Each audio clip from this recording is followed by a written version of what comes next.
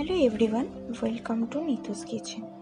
মায়ের আবদারে আজ মাছের মাথা দিয়ে চচ্চড়ি আপনাদের সাথে শেয়ার করলাম।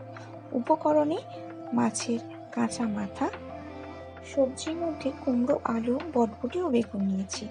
তাছাড়াও টমেটো, আদা, রসুন, পেঁয়াজ ও কাঁচা লঙ্কা নিয়েছি। মাছের মাথায় পরিমাণ মতন হলুদ ও নুন দিয়ে ভালো মতন মাখিয়ে রাখতে হবে। একদিকে গরম কড়ায় তেল দিয়ে সেই মাছের মাথাটিকে ভালো মতন ভেজে নিয়ে অন্য একটি আলাদা পাত্রে তুলে নিতে হবে।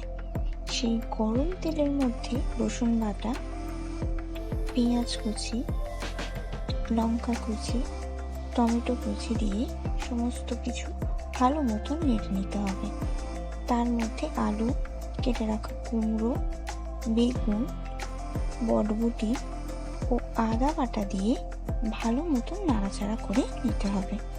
পরিমাণ মতো নুন দিয়ে আবারও নেড়ে চেড়ে ঢেকে রাখতে হবে কিছুক্ষণ। তারপরে পরিমাণ মতন হলুদ, লঙ্কার গুঁড়ো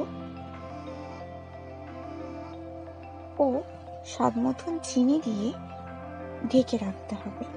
কিছুক্ষণ পর তার মধ্যে ভেজে রাখা মাছের মাথাটি দিয়ে ভালো মতন নেড়ে চেড়ে ঢাকা দিয়ে রাখতে হবে কিছুক্ষণ। তারপর সকল সবজি সিদ্ধ হয়ে গেলে তার মধ্যে পরিমাণ মতন জল দিয়ে দিতে হবে। জল দেওয়ার পর খানিকক্ষণ আবার চাপা দিয়ে রেখে দিতে হবে। কিছুক্ষণ পর কড়ার ঢাকনাটা খুলে দেখবেন তরকারিটা মাখা মাখা হয়ে এসছে। তাহলেই বুঝবেন তৈরি মাছের মাথা দিয়ে চচ্চড়ি।